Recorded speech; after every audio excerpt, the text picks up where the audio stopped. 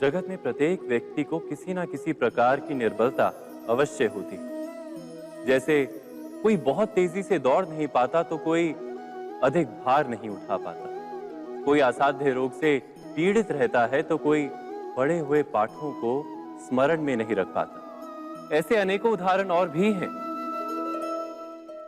क्या आप किसी ऐसे व्यक्ति को जानते हैं जिसे सब कुछ प्राप्त हो और हम जीवन की उस एक निर्बलता को जीवन का केंद्र मानकर जीते हैं?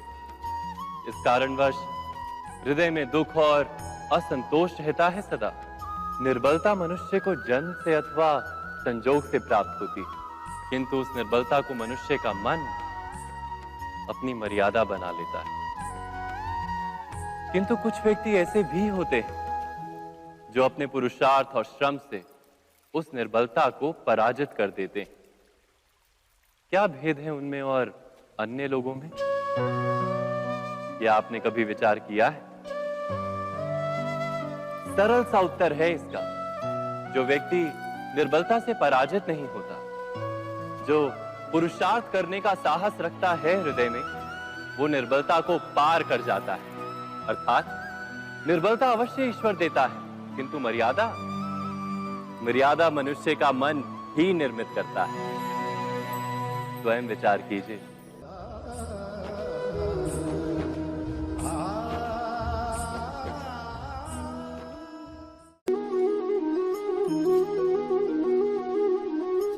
भविष्य का दूसरा नाम है संघर्ष। हृदय में आज इच्छा होती है और यदि पूर्ण नहीं हो पाती तो हृदय भविष्य की योजना बनाता है। भविष्य में इच्छा पूर्ण होगी ऐसी कल्पना करता रहता है, किंतु जीवन ना तो भविष्य में है ना अतीत में। जीवन तो इस क्षण का नाम है, अर्थात इस क्षण का अनुभव ही जीवन का अनुभव। पर हम ये जानते हुए भी इतना सा सत्य समझ नहीं पाते। या तो हम बीते हुए समय के स्मरणों को घेर कर बैठे रहते, या फिर आने वाले समय के लिए हम योजनाएं बनाते रहते हैं और जीवन जीवन बीत जाता है। एक सत्य यदि हम हृदय में उतार लें कि ना हम भविष्य देख सकते हैं, ना ही भविष्य निर्मित कर सकते हैं, हम तो केवल धैर्य और साहस के साथ भविष्य को आलिंगन दे सकते हैं, स्वागत कर सकते हैं भविष्य का। तो क्या जीवन का हर पल जीवन से नहीं भर जाएगा? स्वयं विचार कीजिए।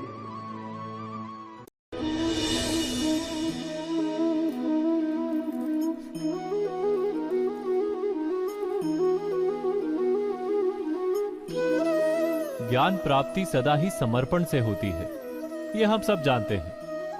किंतु समर्पण का वास्तविक महत्व क्या है? क्या हमने कभी विचार किया? मनुष्य का मन सदा ही ज्ञान प्राप्ति में विभिन्न बाधाओं को उत्पन्न करता है।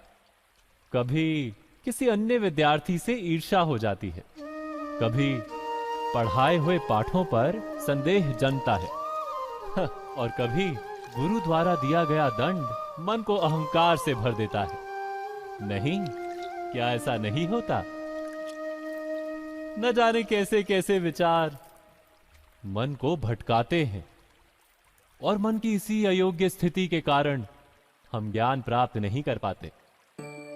मन की योग्य स्थिति केवल समर्पण से निर्मित होती है। समर्पण मनुष्य के अहंकार का नाश करता है, ईर्ष्या, महत्वाकांक्षा आदि भावनाओं को दूर कर हृदय को शांत करता है और मन को एकाग्र करता है। वास्तव में ईश्वर की सृष्टि में ना ज्ञान की मर्यादा है, ना ज्ञानियों की। गुरु दत्तात्रेय ने तो गाय और श्वान से भी ज्ञान प्राप्त कर लिया था। अर्थात विषय ब्रह्म ज्ञान का हो या जीवन के ज्ञान का या गुरुकुल में प्राप्त होने वाले ज्ञान का, उसकी प्राप्ति के लिए गुरु से अधिक महत्व है उस गुरु के प्रति हमारा समर्पण। क्या ये सत्य नहीं?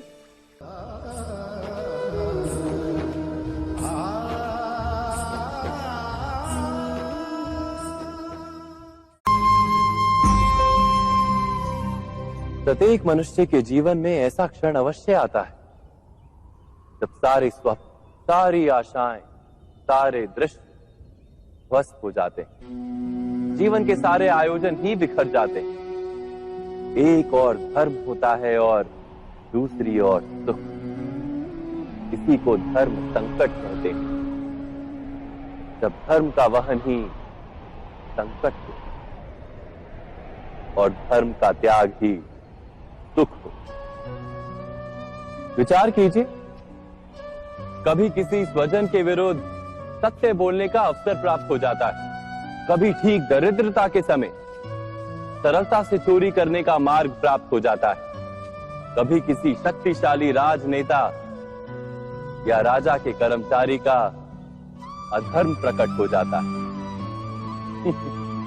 सबके जीवन में ऐसी घटना बनती ही रहती है। अधिकतर लोग ऐसे किसी क्षण को धर्म संकट के रूप में जान ही नहीं पाते। हमें किसी प्रकार के संघर्ष का अनुभव ही नहीं होता। सहजता से सुख की ओर खींचे चले जाते हैं, जैसे मक्खी गुड़ की ओर खींची चली जाती। वास्तव में धर्म संकट का क्षण ईश्वर के निकट जाने का क्षण होता है। यदि हम संघर्षों से भयभीत ना हो, सुख की ओर आकर्षित ना हो, अपने धर्म पर दृढ़ रहे, तो ईश्वर का साक्षात्कार दूर नहीं।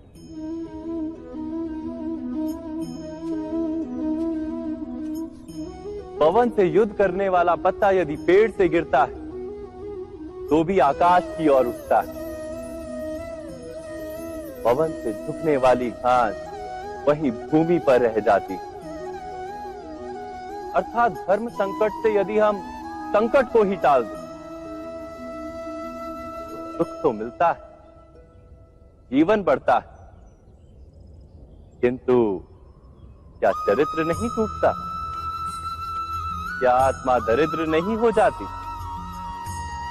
क्या ईश्वर से अंतर नहीं हो जाता? स्वयं विचार कीजिए। दो व्यक्ति जब निकट आते हैं तो एक दूसरे के लिए सीमाएं और मर्यादाएं निर्मित करने का प्रयत्न अवश्य करते हैं। हम यदि सारे संबंधों पर विचार करें तो देखेंगे कि इन सारे संबंधों का आधार यही सीमाएं हैं जो हम दूसरों के लिए निर्मित करते हैं। और यदि अनजाने में भी कोई अन्य व्यक्ति इन सीमाओं को तोड़ता है तो उसी क्षण हमारा हृदय क्रोध से भर जाता है। इन सीमाओं का वास्तविक रूप क्या है? क्या हमने कभी विचार किया? सीमाओं के द्वारा हम दूसरे व्यक्ति को निर्णय करने की अनुमति नहीं देते, अपना निर्णय उस व्यक्ति पर थोपते हैं, अर्थात किसी की स्वतंत्रता का अस्वीकार करते हैं। और जब स्वतंत्रता का अस्वीकार किया जाता है तो उसका हृदय दुख से भर जाता है। और जब वो सीमाओं को तोड़ता है तो हमारा हृदय क्रोध से भर जाता है। क्या ऐसा नहीं होता?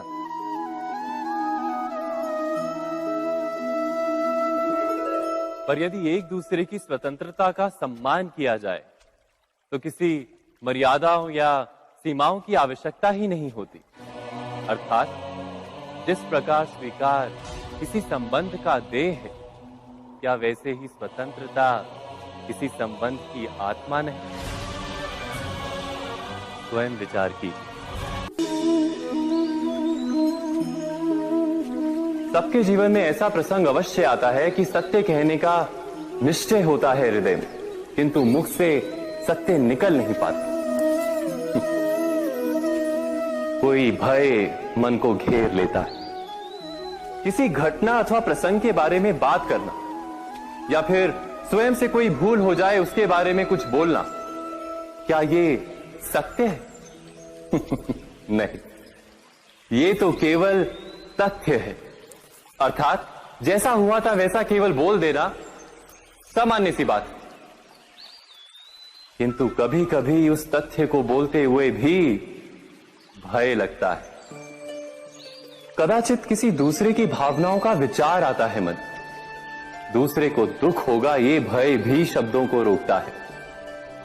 तो ये सत्य क्या है? क्या हमने कभी विचार किया है?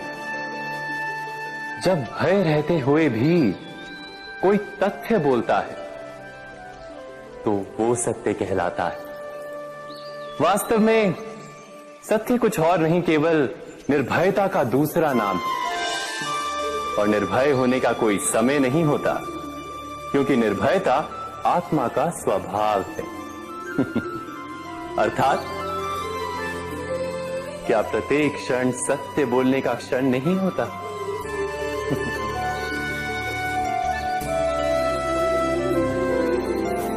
स्वयं विचार कीजिए।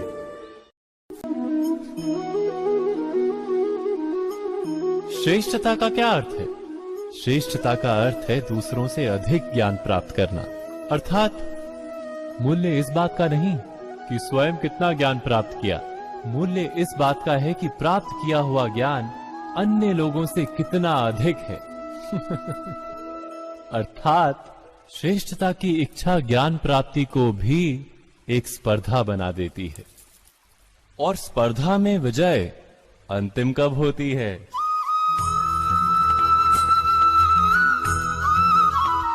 कुछ समय के लिए तो श्रेष्ठ बना जा सकता है, किंतु सदा के लिए कोई श्रेष्ठ नहीं रह पाता। फिर वही असंतोष, पीड़ा और संघर्ष जन्म लेता है। किंतु श्रेष्ठ बनने के बदले यदि उत्तम बनने का प्रयत्न करें तो क्या होगा? उत्तम का अर्थ है कि जितना प्राप्त करने योग्य है वो सब प्राप्त करना, किसी से अधिक पाने की इच्छा से नहीं, मात्र आत्मा की तृप्ति हेतु कुछ प्राप्त करना। उत्तम के मार्ग पर किसी अन्य से स्पर्धा नहीं होती, स्वयं अपने आप से स्पर्धा होती है। अर्थात उत्तम बनने का प्रयत्न करने वाले को देर अबेर सारा ज्ञान प्राप्त हो जाता है। बिना प्रयत्न के ही वो श्रेष्ठ बन जाता है। किंतु जो श्रेष्ठ बनने का प्रयत्न करता है वो श्रेष्ठ बने या ना बने, उत्तम कभी नहीं बन पाता।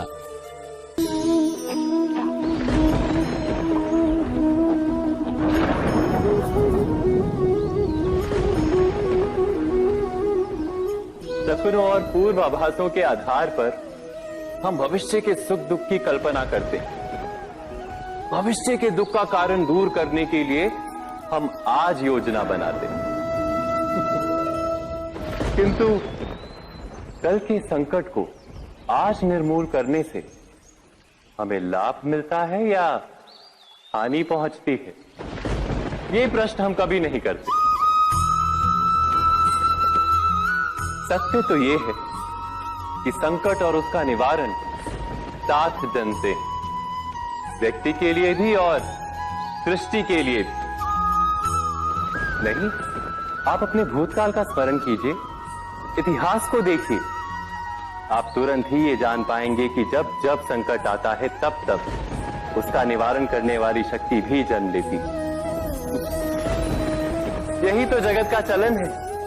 वस्तुतः संकट ही शक्ति के जन्म का कारण है। प्रत्येक व्यक्ति जब संकट से निकलता है तो एक पद आगे बढ़ा होता है, अधिक चमकता है, आत्मविश्वास से अधिक भरा होता है, न केवल अपने लिए अपितु विश्व के लिए भी। क्या ये सत्य नहीं?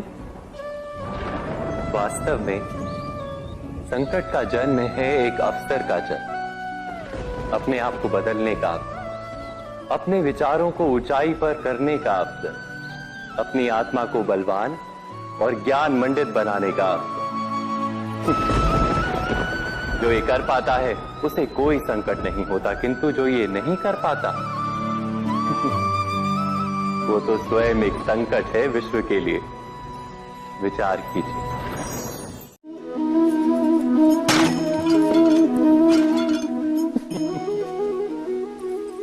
कभी कभी कोई घटना मनुष्य के जीवन की सारी योजनाओं को तोड़ देती और मनुष्य उस आघात को अपने जीवन का केंद्र मान लेता। पर क्या भविष्य मनुष्य की योजनाओं के आधार पर निर्मित होते हैं? नहीं। जिस प्रकार किसी ऊंचे पर्वत पर सर्वप्रथम चढ़ने वाला उस पर्वत की तलाई में बैठकर जो योजना बनाता है, क्या वही योजना उसे उस पर्वत की चोटी तक? नहीं। तो क्या युद्ध से जूझता हुआ मन कोई योग्य निर्णय ले पाएगा?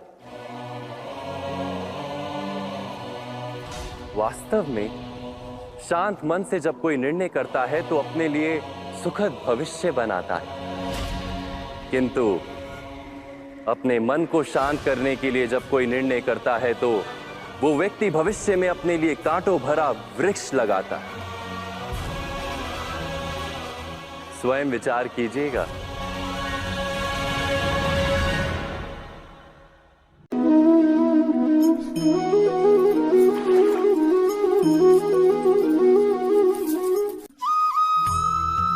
जीवन में आने वाले संघर्षों के लिए जब मनुष्य स्वयं को योग्य नहीं मानता, जब उसे अपने ही बल पर विश्वास नहीं रहता, तब वो सद्गुणों को त्याग कर दुर्गुणों को अपनाता है। वस्तुतः मनुष्य के जीवन में दुर्जनता जन्म ही तब लेती है जब उसके अंतर में आत्मविश्वास नहीं होता।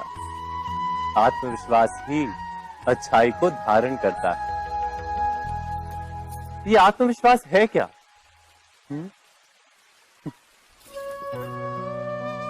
जब मनुष्य ये मानता है कि जीवन का संघर्ष उसे दुर्बल बनाता है, तो उसे अपने ऊपर विश्वास नहीं रहता। वो संघर्ष के पार जाने के बदले संघर्ष से छूटने के उपाय ढूंढने लगता है।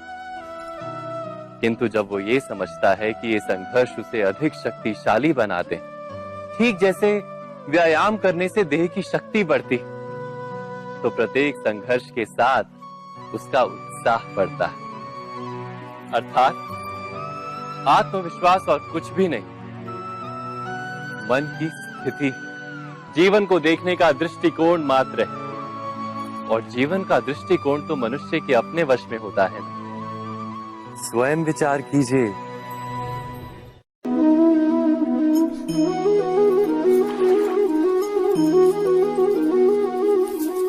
पिता सदा ही अपने संतान के सुख की कामना करते हैं, उनके भविष्य की चिंता करते रहते हैं। इसी कारणवश सदा ही अपने संतानों के भविष्य का मार्ग स्वयं निश्चित करने का प्रयत्न करते रहते हैं। जिस मार्ग पर पिता स्वयं चला है, जिस मार्ग के कंकर पत्थर को स्वयं देखा है, मार्ग की छाया, मार्ग की धूप को स्वयं जाना है, उसी मार्ग पर उसका पुत्र भी चले, यही इच्छा रहती है हर पिता की। निस्संदेह उत्तम भावना है ये। किंतु 3 प्रश्नों के ऊपर विचार करना हम भूल ही जाते हैं। कौन से प्रश्न? प्रथम प्रश्न, क्या समय के साथ प्रत्येक मार्ग बदल नहीं जाते? क्या समय सदा ही नई चुनौतियों को लेकर नहीं आता? तो फिर बीते हुए समय के अनुभव नई पीढ़ी को किस प्रकार लाभ दे सकते हैं? दूसरा प्रश्न, क्या प्रत्येक संतान अपने माता पिता की छवि होता है? हाँ, संतानों को संस्कार तो अवश्य माता पिता देते हैं, किंतु भीतर की क्षमता तो ईश्वर देते हैं। तो जिस मार्ग पर पिता को सफलता मिली है, विश्वास है कि उसी मार्ग पर उसकी संतानों को भी सफलता और सुख प्राप्त होगा।